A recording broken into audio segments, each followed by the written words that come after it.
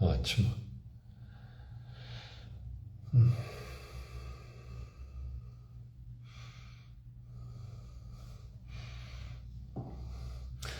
Fátima Guardão, oi querida, boa noite. Oi amor da minha vida. Rodrigues Roberto, Eliana Pancotti, boa noite. Oi Val, boa noite minha querida. Chavelli, boa noite. Lélia, Valéria Alves, oi Valéria. Oi Lélia, boa noite. Boa noite Fátima. Boa noite Lélia. Salve Roberto, salve Rodrigues. Jane Carleto, oi Evenilton, oi queridos, boa noite. Oi vida. Oi Kátia, oi Catarina, oi Carol. Cleide Silva, Rosélia, boa noite. Não aparece aqui o nome de todos. Min Souza, boa noite. Neuza, oi querida, boa noite. Rosélia, boa noite. Zenaide Dantas, Pati, boa noite. Boa noite, Pati PW. Carla Elisa, boa noite. Catarina Rodrigues, boa noite. Cláudia Vasconcelos, Elvia Sobreira, boa noite. Boa noite, Cleide. Oi, Maena, boa noite, querida. Salve, Lauro, querido, boa noite. Solange, Mazinha. Vamos aguardar mais um pouquinho. Oi, Carla, boa noite.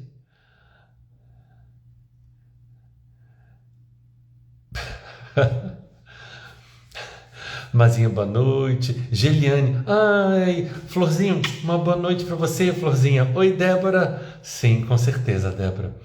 Juarez, boa noite, querido. Carmen, boa noite. Cibele, boa noite.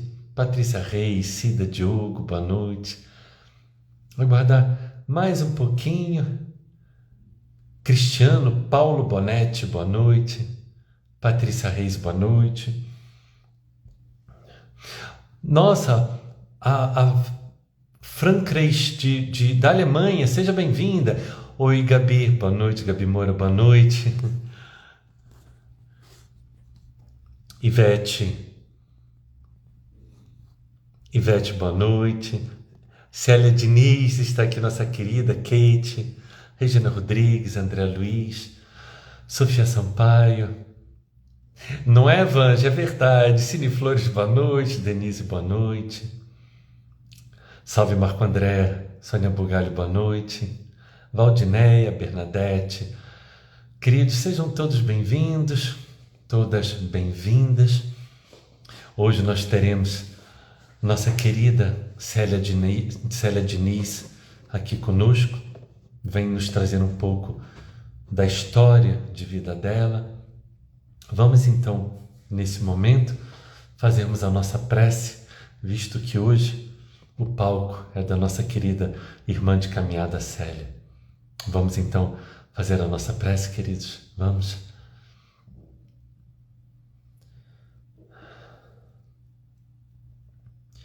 Querido Mestre Jesus, nós te agradecemos, Senhor, por mais esse momento que todos teremos de esclarecimento, de consolo, de fortalecimento nas nossas existências.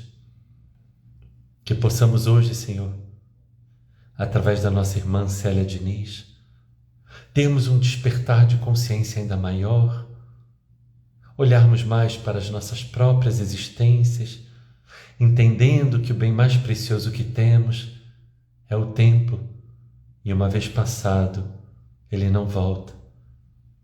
Que possamos igualmente aprender que todos, Senhor, somos espíritos imortais, momentos vivos deste lado da vida e momentos vivos em uma outra existência do outro lado da vida. E em nome de Deus, nosso Pai, em Teu nome, Mestre Jesus, nós damos por iniciado a nossa live da noite de hoje, rendendo graças a Deus e graças a Ti, Senhor. Que assim seja. Que assim seja.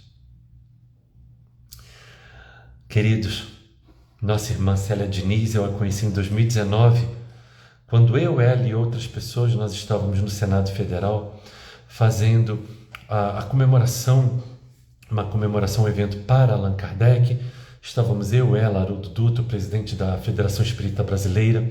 Foi lá que eu a conheci. E Célia Diniz, para quem viu o filme As Mães de Chico Xavier, ela surge, a história dela surge no filme, mas eu vou deixar para que ela nos traga aqui todo o conhecimento, toda a história da vida dela.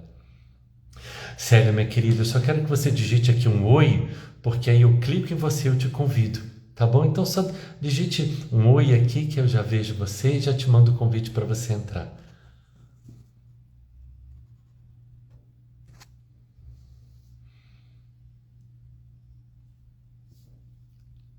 Vamos só aguardar a Célia escrever aqui, nos dando um oi,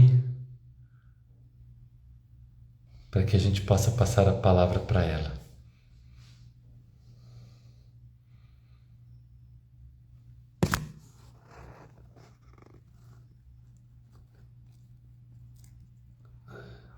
Estamos somente te aguardando, minha querida.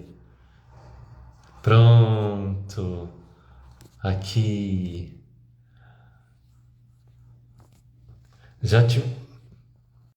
Teremos todos muito a aprender com ela. Já mandei o convite para você, Célia. Vamos só aguardar você aceitar a internet. Pronto. Já deu? Não estamos te vendo, Célia. Vamos ver o que está acontecendo aqui. Você está me ouvindo? Sim, estamos te ouvindo, minha querida. Só não estamos te vendo. Tá, vamos ver o que está acontecendo. Tá bom. E agora? Ah, pronto! Pronto! Pronto. Oh, minha querida, antes de mais nada, gratidão. Gratidão por ceder um pouco do seu tempo para estar aqui conosco. Gratidão por se dispor a trazer aqui para nós a sua história. E agora, minha irmã, que Deus te ampare, que Jesus te abençoe. Estamos aqui para lhe ouvir, todos nós, minha querida. Boa noite, meus irmãos. Boa noite, querido Jack. Que a paz de nosso Senhor Jesus Cristo esteja aí em nossos corações, nos abençoando, para que a gente possa refletir um pouquinho sobre essa coisa tão dolorosa que é a perda de entes queridos. Quando meu filho caçula, de 3 anos, caiu da garupa da bicicleta da babá, está até nesse filme que o Jack se referiu, ele sofreu uma queda insignificante, mas mesmo assim foi fatal. Então a cidade, 58 mil habitantes na época, cidade pequena, comentava solidária, né, a minha perda, aquela tragédia. Eu era muito conhecida porque eu dava aula de química no maior colégio da cidade, tinha muitos alunos. Então todos comentavam na época que uma mãe espírita sepulta um filho de modo muito diferente, com muito mais equilíbrio, com muito mais aceitação, com muito mais força, com muito mais coragem. Mas eu não me sentia assim. Para mim, era como se o mundo tivesse desabado sobre a minha cabeça. E eu estava sofrendo muito. Então, mesmo assim, as pessoas viam uma diferença. Não, é diferente. Uma mãe espírita é diferente. E a partir daí, já se vão mais de 30 anos, eu comecei a ser procurada pelos corações enlutados, querendo saber de onde que vinha a minha força, de onde que vinha a minha resignação, em que se baseava a minha fé, porque eles percebiam que a minha fé não havia se abalado diante da dor. Então, angustiada, eu tentava consolar aquelas pessoas, mas eu não conseguia. E em um dos meus encontros com Chico Xavier, eu expus para ele essa dificuldade. Chico, elas estão saindo de perto de mim exatamente como chegaram. Eu não estou conseguindo levar a eles um mínimo de consolo. Então, entre outras coisas, o Chico me disse assim: ah, minha filha, você é uma privilegiada, Para você, o evangelho chegou antes da dor. Você não imagina o que passam as mãezinhas, que a dor chega primeiro. E Chico completa, essas pessoas precisam do curso de religião que você fez ao nascer numa família espírita. Então eu entendi que, com certeza, Chico não dizia que as portas de Jesus estariam fechadas para essas pessoas. Com certeza, Chico dizia que as portas de Jesus estariam sempre abertas para todas as pessoas aflitas que batessem essas portas em qualquer tempo, em qualquer situação. Mas Chico me referia ao fato de que uma construção de uma fé sólida que não abala nossa confiança em Deus na hora das tempestades é uma construção mais demorada. Então, eu entendi que as luzes que a doutrina espírita, em sua melhor interpretação dos ensinamentos de Jesus, veio nos trazer uma grande verdade que nos liberta da dor. E é muito interessante porque os fundamentos da doutrina desfaz aquele nevoeiro que nos impede de compreender, de entender com maior nitidez o que é que significa Jesus em nossas vidas quando nós estivermos aflitos e sobrecarregados. Então, à luz da doutrina, a gente entende o que Cristo quis dizer que tomasse sobre nós o seu jugo e aprendesse com ele, que ele era brando e humilde de coração. E a frase que completa esse versículo é belíssima. Para acharmos repouso para as nossas almas. Porque é suave o seu jugo e o seu fardo é leve. Então, como que a gente ia encontrar repouso para as nossas almas? Nessa construção de uma religiosidade de desde sempre. Mas qualquer aflito que quiser encontrar esse repouso é só ir a Jesus. Mas esse é um dos aspectos do curso de religião que a gente faz. O pré-requisito para enfrentarmos todas as dificuldades é ter realmente buscado o entendimento do que significa ir a Jesus. O Evangelho segundo o Espiritismo nos diz algo extremamente consolador. Ele diz que todos os sofrimentos do mundo, todas as misérias, decepções, dores físicas, perdas de seres amados, tudo isso encontra consolação na fé no futuro, na confiança da justiça de Deus que o Cristo veio nos ensinar. Então, quando você lê algo dizendo que todos os seus problemas vão encontrar consolação na confiança em Deus, na fé, a gente, claro, tem que procurar, com todas as forças, desenvolver essa fé e essa confiança, indo ao Cristo e vendo o que ele veio nos ensinar. Então, o Evangelho ainda nos diz que aquela pessoa que nada espera da vida, aquela pessoa que simplesmente duvida de tudo, aquelas pessoas que não aprenderam a buscar Deus em todos os momentos, que as aflições caem sobre essas pessoas com peso que nenhuma esperança lhe mitiga o amargor, é o que o Evangelho diz. Então foi isso que fez Jesus fazer esse convite que ressoa sempre em nossas almas. Vinde a mim, eu vos aliviarei. Mas ele coloca uma condição nesse alívio. A condição é que, para a gente perceber essa assistência e a felicidade que ele promete aos aflitos, a condição estava em conhecer a sua lei, o seu jugo. Então, o jugo é a observância da lei. E esse jugo é que é leve. Como dizia Chico Xavier, Jesus não nos pediu muito, apenas que nos amássemos uns aos outros. Chico falava, ele não nos pediu que escalássemos o Everest, ele pediu apenas que nos amássemos uns aos outros. Então, a gente entende que a lei é suave porque apenas ela impõe como dever o amor e a caridade.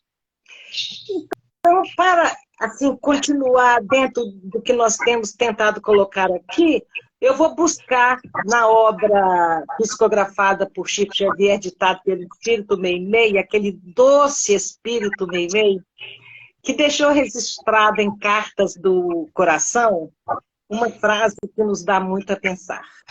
Ela diz, de todos os infelizes, os que perderam a confiança em Deus e em si mesmos, são os mais desditosos. Porque o maior infortúnio é sofrer a privação da fé e prosseguir vivendo. O maior infortúnio é você sair da beirada de um túmulo, deixando lá o ser amado, e sentir o seu coração vazio de tudo, que a dor chegou destruindo toda a sua crença que era rasa, porque às vezes nós somos educados a compreender um Deus a quem a gente pede tudo e se não der, ele não existe. Se ele não der exatamente o que nós pedimos, ele não estava comigo. E muitas pessoas sofrem essa crise de fé no momento de dor, e são extremamente infelizes porque elas perderam a confiança em Deus. Elas perderam a confiança naquele Deus que não fez a vontade delas. Então, esse é o curso de religião. Eu tenho encontrado desditosos que não tiveram a bênção de aprender a ver Deus, mesmo através das nossas lágrimas. Porque o Espiritismo nos mostra Deus através das nossas lágrimas. Mesmo quando nós não fomos assim, atendidos nos nossos anseios, estão ali os fundamentos da doutrina nos mostrando por que sofremos, que planejamento reencarnatório trouxemos, que experiências eram necessárias para o nosso crescimento. E ao estudar a doutrina, a gente adquire uma confiança nos projetos de Deus para a nossa vida.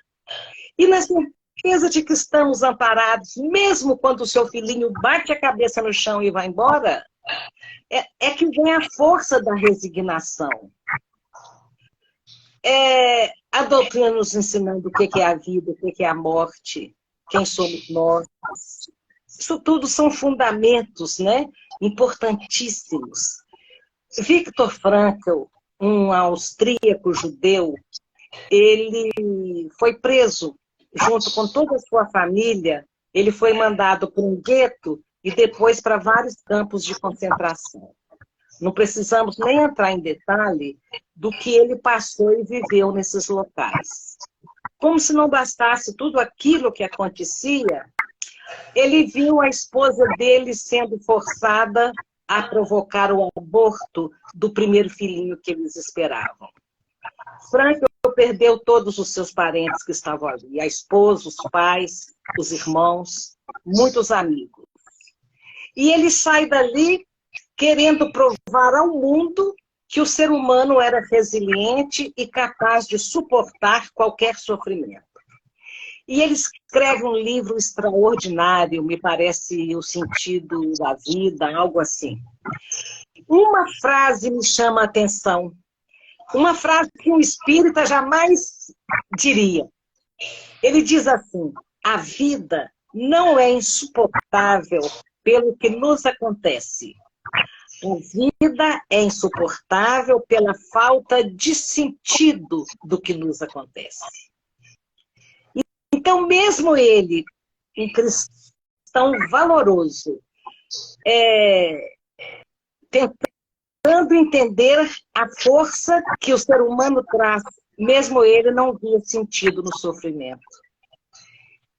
Então, diante da dor que as pessoas não compreendem porque sofrem, é muito mais difícil de aceitar. E a doutrina espírita nos apresenta realmente essa questão do problema do ser, do destino e da dor, título até de um livro sensacional do Leon Denis. Então, diante da dor, as pessoas que não conseguem compreendê-la têm mais dificuldade e não conseguem compreender que a vida continua. Eu me lembro que as pessoas diziam para mim assim, que pena, ele tinha a vida inteira pela frente. E eu pensava, e continua tendo, porque a vida que acabou aqui não é a vida.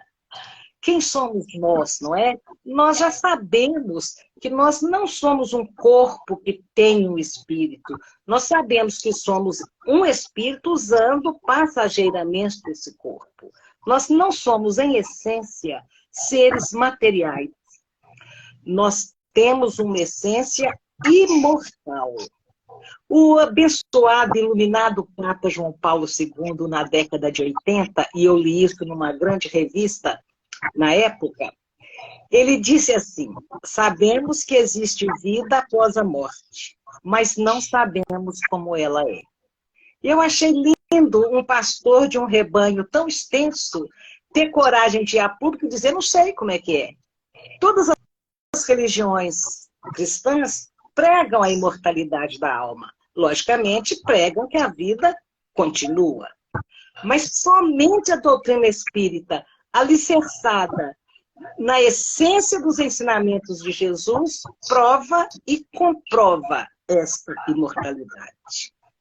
Então, se eu sou imortal, se a vida continua, o meu conceito de vida vai se alargar para muito antes deste berço que me acolheu e muito depois do túmulo que nos aguarda a todos. Minha vida foi criada há milênios e não vai acabar nunca. Chico Xavier brincava, podemos escapar da morte 1000 vezes, mas da vida a gente não escapa nunca. Então a vida estava lá em Romanos, a vida é uma só. E de fato, Deus me criou e me deu uma vida. E nessa única vida, ora eu estou vivendo dentro de um corpo físico, ora eu estou vivendo fora dele. E sucessivamente, assim eu vou vivendo. Estando encarnada ou desencarnada, eu estarei viva. As existências é que são muitas. Então, nós fomos criados espíritos e, de vez em quando, Deus nos empresta essa roupa que é o corpo físico para breves passagens por aqui. Isto é que é a vida. No livro No Mundo Maior, o iluminado mentor Calderaro deixa uma frase: ninguém pode ensinar caminhos que não haja percorrido. E eu não estou aqui na intenção de ensinar ninguém nada. Apenas compartilhar o que eu tenho aprendido nessa maravilhosa doutrina de luz e consolação.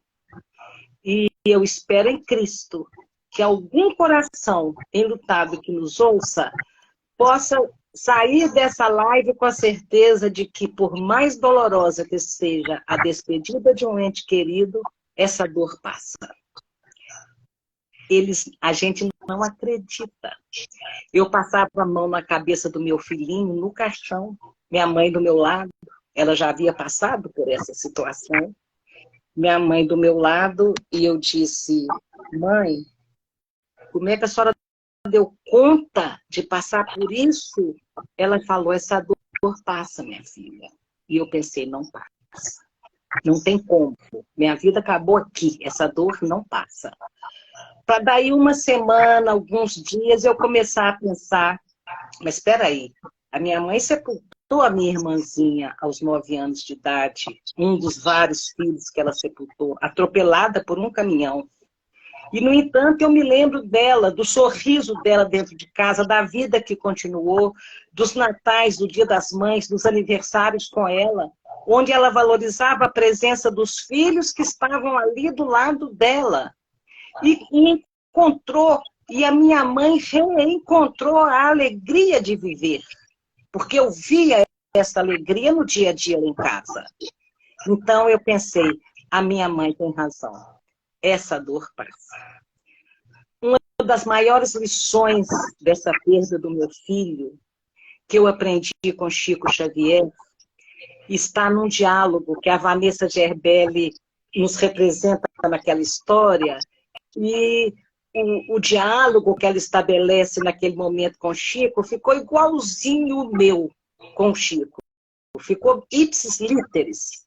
Então, em nosso primeiro encontro após a partida do meu filho, 4 meses após a partida do meu filho, eu fui chegando perto de Chico e ele me diz, ele faz uma pergunta afirmativa, uma pergunta retórica, né? Você perdoou a babá, não é, minha filha? De pronto. Ele sabia que eu havia perdido um filhinho, mas não sabia como. Você perdoou a babá, não é, minha filha? Então, a babá era uma menina de uns 16 anos, que tinha o hábito de passear de bicicleta com meu filhinho. E nesse dia, desculpem, nesse dia a bicicleta apropriada para o filhinho, com cadeirinha, com cintinho de couro para segurar na cadeirinha, estava com pneu furado, e ela colocou meu filho na bicicleta grande, na garupa atrás, e foi dar a voltinha de sempre, no nosso bairro de ruas largas e tranquilas.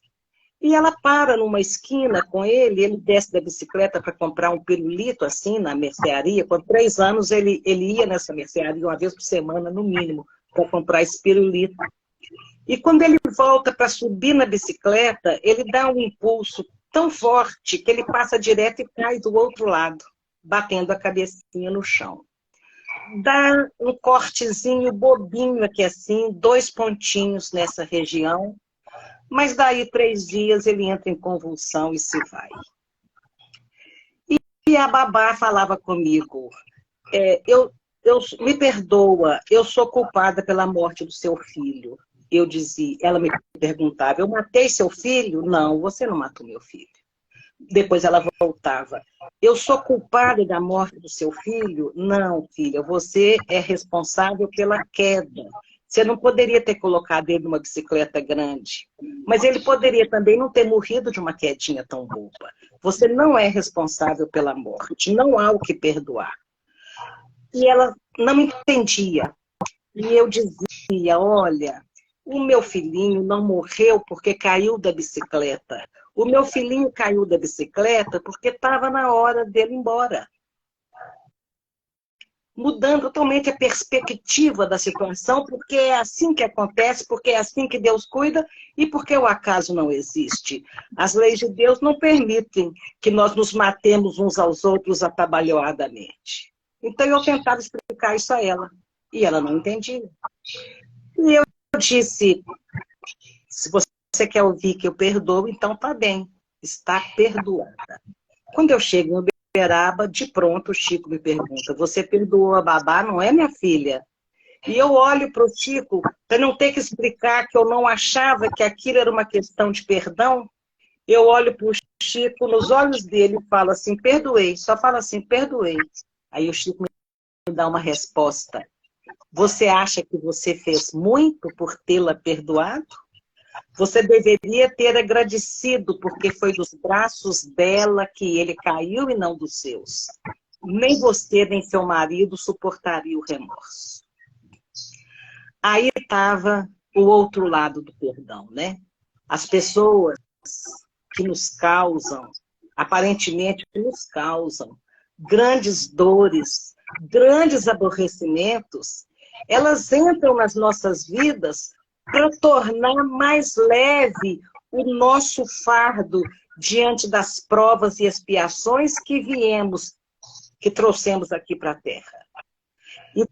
Então, quando essas pessoas nos ajudam de uma certa forma, eu entendi isso melhor quando eu encontrei um casal, há poucos anos até, encontrei um casal que o marido esqueceu a filhinha dentro do carro. Em vez de entregar na creche, deixou a filhinha de 3 anos no banco de trás do carro, no calor de 40 graus do Rio de Janeiro, 30 e tantos graus do Rio de Janeiro. Quando ele sai do serviço para ir buscar a filhinha na creche, encontra a menininha morta no banco de trás do carro. Ele esqueceu. O que ele não daria para que aquela menininha tivesse caído do colo de uma babá, de uma cuidadora lá na creche? O que ele não daria? E a esposa dele me liga um dia e fala comigo assim, olha, eu ia perdoar meu marido, primeiro, porque ele está sofrendo tanto quanto eu. Segundo, porque ele não fez aquilo por querer. E terceiro, porque eu vi a sua explicação. E eu entendi que nós três, eu, meu marido e minha filhinha, trouxemos essa programação reencarnatória. E eu, então, agradeci ao meu marido que ficou com a pior parte da nossa história. Que ficou com a pior parte da nossa história. Então, para corroborar toda essa certeza de que o momento da morte é uma coisa que nós já trazemos, de alguma forma, delineado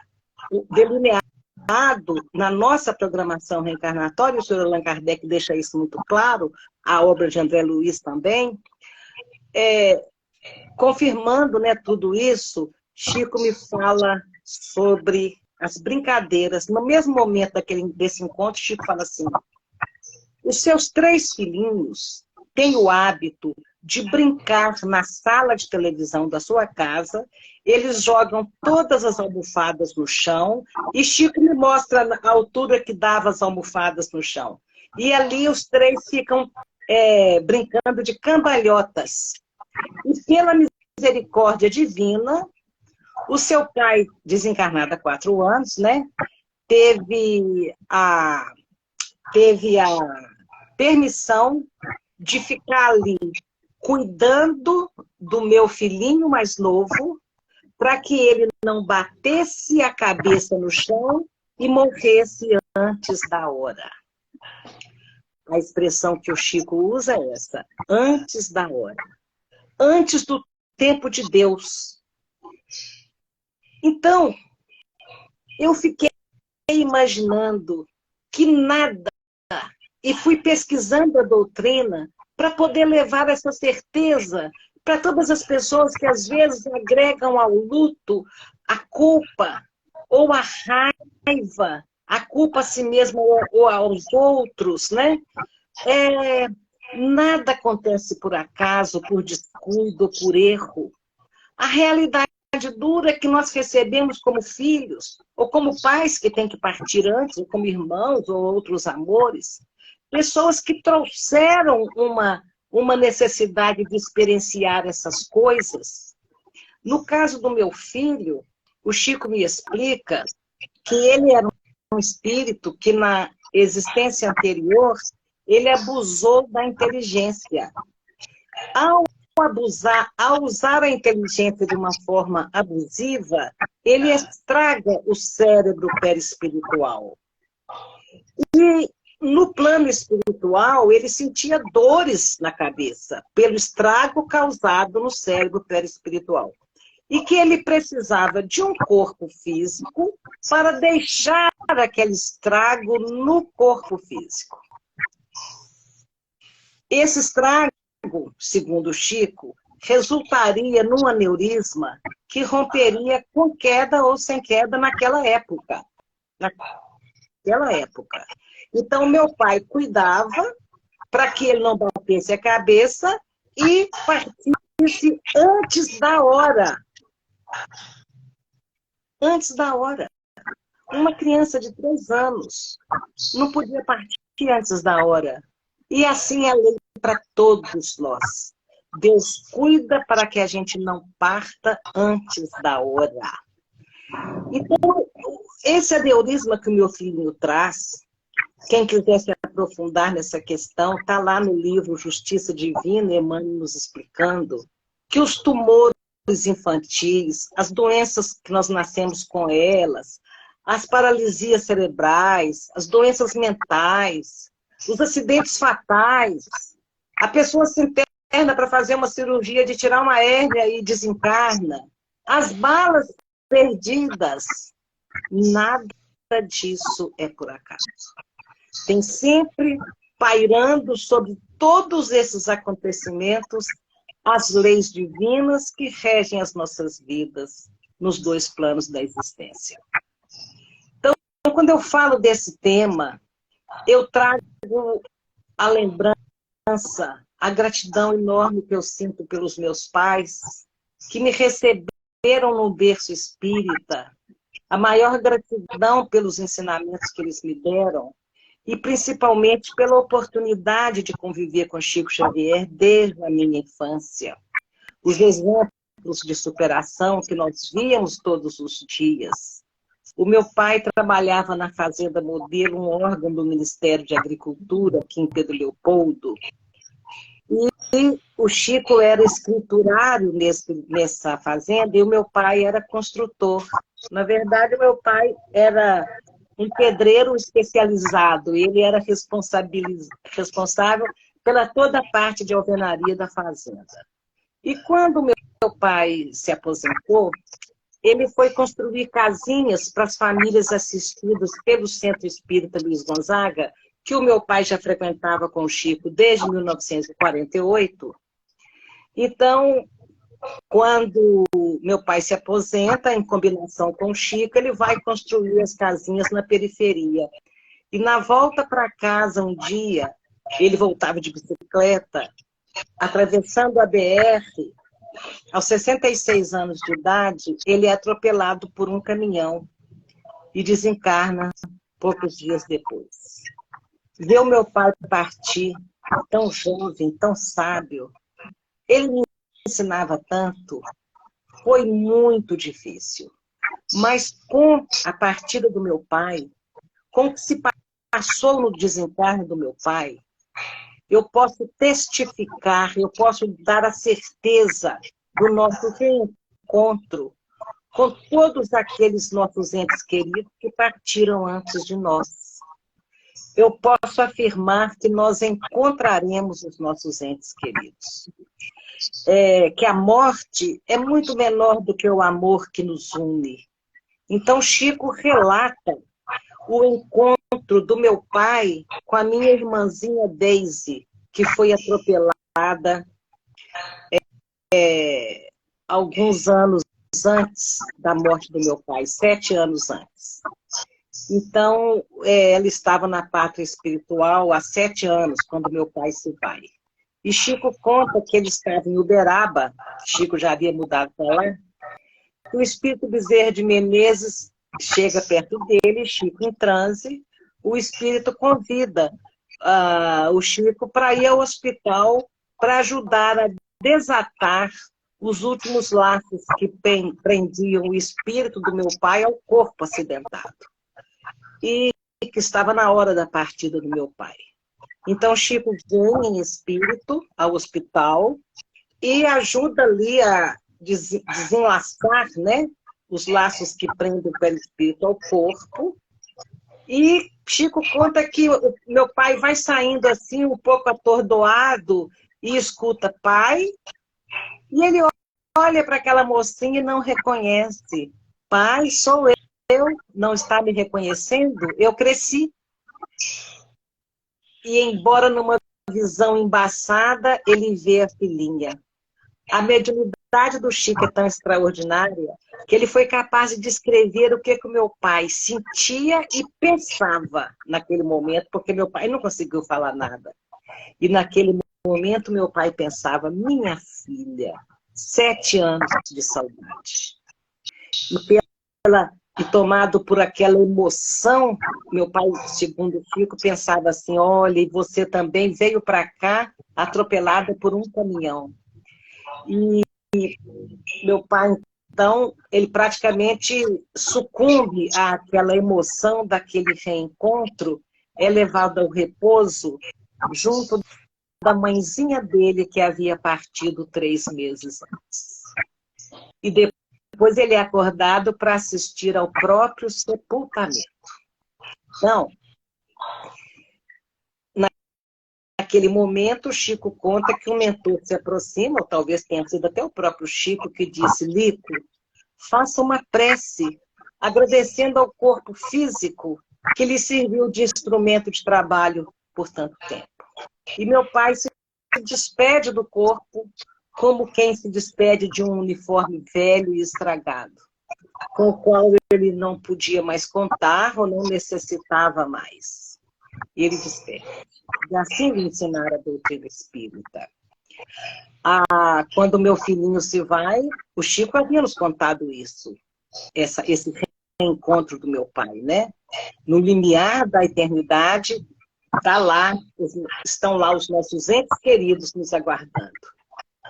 E eu comecei a pensar muito nisso quando o meu filhinho se vai, quando o Chico, com o dedo em riste, fala assim comigo: o seu pai manda lhe dizer para aguentar sua dor com dignidade, porque um dia você vai dizer: graças a Deus, reencontrei meu filho. Essa frase do Chico cai na minha dor há 4 meses de luto como um bálsamo, né? Um dia você vai dizer: graças a Deus, reencontrei meu filho. E eu comecei a pensar que era preciso sair dessa vida melhor do que eu cheguei para merecer tal dádiva. E eu sei que um dia, na combinação exata da misericórdia divina e do merecimento, nós todos viveremos essa indescritível felicidade do reencontro na pátria espiritual. Ninguém está perdido. E nunca mais não existe. A morte não é o fim. A certeza da sobrevivência, acompanhada da certeza do reencontro, são certezas que nos fortalecem. Embora eu saiba que as certezas são intransferíveis. Mas então o nosso convite não é para que cada um engula essa certeza goela abaixo. É que vá na fonte e estude a doutrina espírita, as leis que regem as nossas vidas, e vão ver nascer no seu coração aquela confiança infinita na misericórdia de Deus, na presença de Deus em nossas vidas, na previdência, né? na providência e na previdência de Deus, que tudo prevê, tudo provê. Os anos se passaram. 20 anos, eu acho. 23 anos se passaram. E, de novo, eu me vi na porta de um CTI, implorando novamente a Deus pela saúde da minha filha. Ela tinha 27 anos e estava com um quadro gravíssimo de uma dengue hemorrágica. E eu, nas minhas orações, pensava, a despeito de qualquer prognóstico doloroso dos médicos, eu pensava: não, dessa vez não seja feita a vossa vontade, eu acho que vai ser a mesma vontade de Deus. E eu arrogantemente dizia: porque ninguém sofre um segundo a mais além de aprender alguma coisa. E eu já aprendi tudo que a perda de um filho tem para ensinar. Olha a arrogância. Eu já aprendi tudo. E pensava: ela não vai. No entanto, ela se vai. E naquele momento eu fiquei assim, em estado de choque, né? Eu fiquei... Eu não encontro outra palavra. Estupefata, estarrecida. Aquela morte me pega totalmente de surpresa.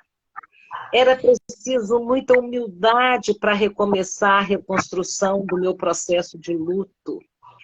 Alguns dias depois, o meu marido me disse: o que vai ser de nós agora, porque Chico Xavier não está mais aqui?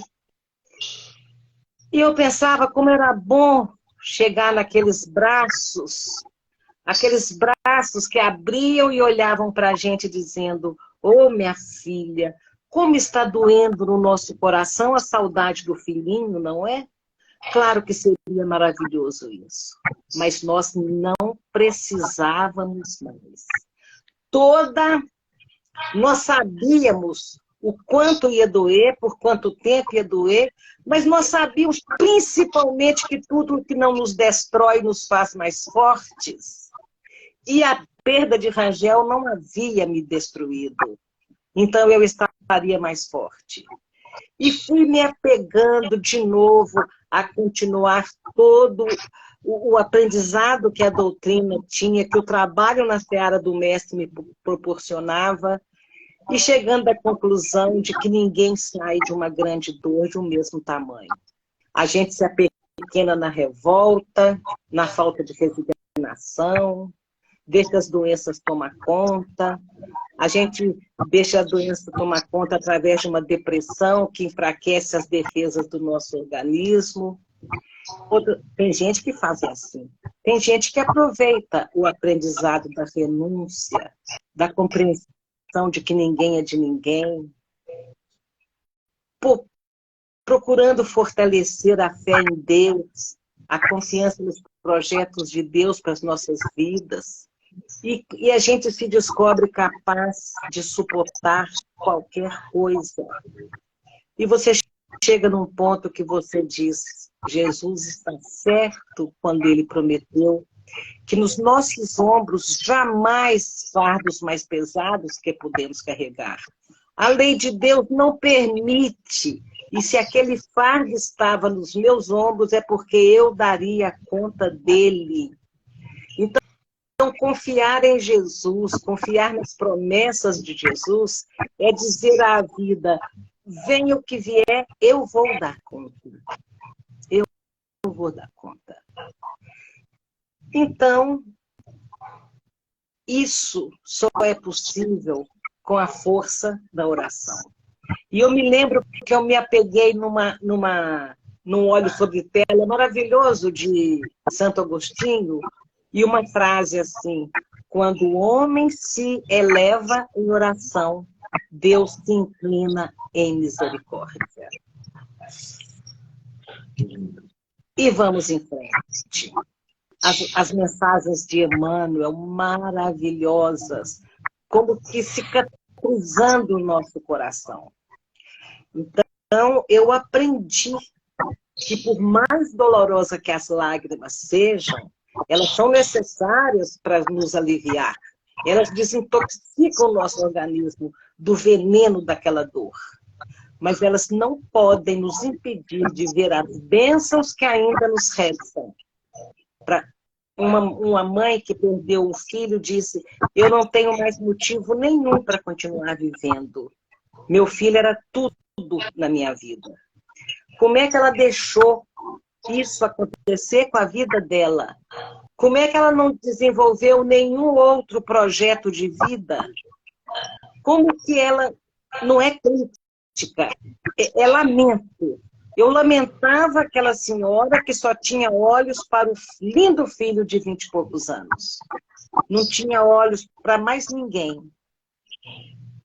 Então, a força da superação vem no momento que a gente consegue pensar mais nos outros do que em nós mesmos. Eu me lembrava do sorriso da minha mãe e comecei a sorrir pelo meu filho, que tinha se tornado filho único, o único filho que ainda estava comigo, e eu com meu coração partido nos natais, aniversários, Dia das Mães, ele olhava nos meus olhos buscando encontrar um pingo de alegria, porque ele estava ali na minha frente me abraçando. E ele precisava de encontrar essa alegria. Por que que eu ia dar o protagonismo de todo o meu amor para os filhos que foram? Por que que eu não ia conseguir enxergar aquele filho maravilhoso que estava ali na minha frente? Então, eu sorria para ele, com o coração partido.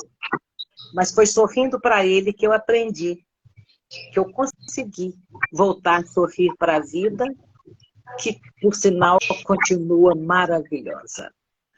Uma das maiores contribuições mais significativas que a doutrina nos traz é esse direcionar dos nossos olhos para o outro. A nossa dor é grande demais para a gente ficar olhando para ela, para o próprio umbigo. A gente não dá conta. É preciso de olhar ao nosso redor. Principalmente sabendo, no caso dos nossos filhos, quando eles se vão jovens, para ele também as coisas não são fáceis, não. E eles precisam de nós, da nossa paz, da nossa tranquilidade, da nossa confiança em Deus. Eles precisam disso. Então, o mesmo amor que nos devasta é o que só ergue, porque não há problema nenhum pensar em nossos filhos com saudade, chorar. Isso é expressão de carinho e de amor, é um tributo que a gente rende a eles pelo que eles representaram em nossas vidas. Eles ficam felizes de ver que estão sendo lembrados. Filhos, pais, amores. A doutrina nos ensina a pensar neles, chorando ou não, mas emitir as nossas vibrações de confiança em Deus. A dor desarrazoada, desesperada, afeta penosamente os nossos entes queridos. Eles têm dificuldades de entender por que nós estamos tão apegados se lá agora eles estão numa vida muito melhor. Quando eles abandonaram no corpo uma doença. Uma mãezinha que sai de um corpo aos 90 anos, eu encontrei alguém dizendo, eu não consigo conformar que a minha mãe se foi. Então há um pré-requisito no amor de filho para chegar um tempo e conseguir dizer, vai minha mãe, você já trabalhou muito, vai, segue, você vai continuar viva. E a minha filha se vai aos 27 anos, noiva, cheia de projetos da vida material, ela ia começar a construir. E eu imaginava ela acordando do lado de lá, uma doença que durou 3 dias, não deu tempo nem dela, nem de mim reconstruir aquela situação, nos preparar pelo menos um pouquinho, né? Então, eu precisava de oferecer à minha filha um coração resignado e forte. Eu não poderia oferecer a ela nenhuma ressonância para uma provável revolta ou dor demais que ela pudesse estar sentindo por ter deixado tudo aqui na Terra tão repentinamente. Então, eu comecei a imaginar como que eu ia sentir no meu coração um desapego a ela, tão grande que fosse capaz de fortalecê-la. E foi aí que eu compreendi uma coisa que Moisés ensinou há tantos milênios. E Jesus corroborou que nós devemos tentar amar a Deus sobre todas as coisas, de todo o nosso coração, de toda a nossa alma, de todo o nosso espírito. E eu ficava pensando nesses ensinamentos, como é que eu ia conseguir amar a Deus mais do que eu amava meus pais, meus filhos, meus amores? Essas personalidades tão concretas, né, tão ali presentes na minha vida, como é que eu ia dar conta de amar a Deus mais do que a elas, dentro da nossa dificuldade de ainda compreender realmente o que seja Deus, né? Então, quando eu precisava de realmente entregar a minha filha, foi só amando a Deus, tentando amar a Deus mais do que eu amava a minha filha, é que eu consegui entregá-la para ele. Foi amando, tentando aprender esse difícil aprendizado de amar realmente a Deus acima de todas as coisas. Porque aí eu pude dizer a ela, vai minha filha, não se prenda na minha dor, vai, segue em frente. Mas na frente a gente se encontra. Porque amar um filho que chega é muito fácil, mas o verdadeiro amor a gente começa a aprender quando tem que entregar de volta para o verdadeiro Pai. A doutrina nos dá essa visão, né, da verdadeira propriedade, né? a verdadeira propriedade. O filho não é nosso, não é nosso, isso é de Deus. Nós somos todos de Deus. E eu encerro com uma história que um pastor evangélico contou no culto ecumênico que nós fazíamos na formatura de uma faculdade de Direito. Ele conta que o homem enterrou a esposa e naquela noite ele vai para casa com a filhinha de 5 anos. Sozinho ele fecha-se dentro de casa, que chega aquele momento que todo mundo já vai dormir, é você e sua dor. É o seu deserto ali. E ele, então, apaga a luz, chega o berço da filhinha para perto da cama, e ele chorava, silenciosamente. A menininha começa a tatear no escuro para tentar pegar a mão dele. Pai, você está aí? E ele segura a mão da filhinha e fala, estou, minha filha. Eu não vou a lugar nenhum. Eu não vou sair de perto de você. Eu estou com você. A menininha dorme e ele vai para a janela, na noite estrelada, olha para cima e pergunta, pai, você está aí? E no recôndito da alma dele, ele escuta, sim, meu filho, eu estou com você, estou segurando a sua mão.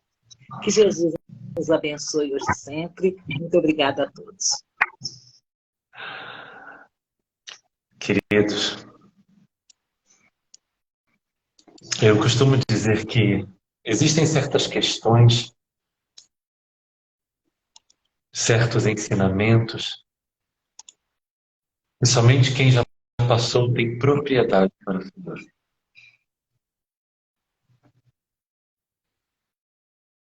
Nós já fizemos muitas lives, né? Todas as pessoas que nos seguem já nos encontramos, tivemos lives com muitas pessoas falando de doutrina espírita. Mas como você, minha irmã,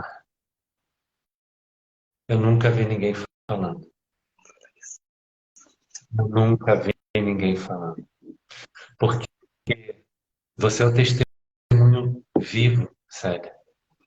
Você é o testemunho vivo. Falar sobre algo que nós ainda não vivenciamos, não passamos, é diferente quando a gente traz da alma. Gratidão, minha irmã. Eu tenho certeza absoluta que todos que aqui se encontram estão saindo daqui muito mais fortalecidos, consolados e enriquecidos. Vamos ver se a gente marca outros desses encontros, porque eu tenho certeza que você ainda tem muito a nos falar, minha querida. Só te agradecer imensamente. E eu gostaria de te pedir, você poderia, por favor, fazer a nossa prece de encerramento, minha querida? Sim. Senhor Jesus, juntos de uma forma mágica e misteriosa, com todos esses amigos que nos ouvem neste momento, nós te suplicamos por todos os corações enlutados pelas enchentes, pela destruição, pelos terremotos, pela própria pandemia, que cada coração receba, Senhor, a tua misericórdia em forma de força, fé e coragem. E quanto a nós, Senhor, agradecemos infinitamente a oportunidade de trabalho, agradecemos profundamente a doutrina espírita e todos os luminares que fizeram com que ela chegasse até nós. Nosso coração é só gratidão. Diante de tanto ensinamento, diante de tantas ferramentas de superação. Particularmente, Senhor, agradeço ao querido Jack o convite que nos fez e que tanto nos honrou. Agradecemos infinitamente, com muita alegria, a oportunidade de trabalho dessa noite. Fica conosco, Senhor, hoje e sempre, que assim seja. Assim seja. Queridos, aviso a vocês que vou pedir para a Bárbara baixar essa live e ela estará disponível lá no YouTube, ok? Gratidão imensa a todos, nos vemos amanhã. Célia, que Jesus ampare muito, minha irmã. Gratidão, gratidão, gratidão. Queridos, boa noite a todos, fiquem com Deus. Fiquem com Deus, boa noite, queridos. Tchau, pessoal. Tchau, tchau.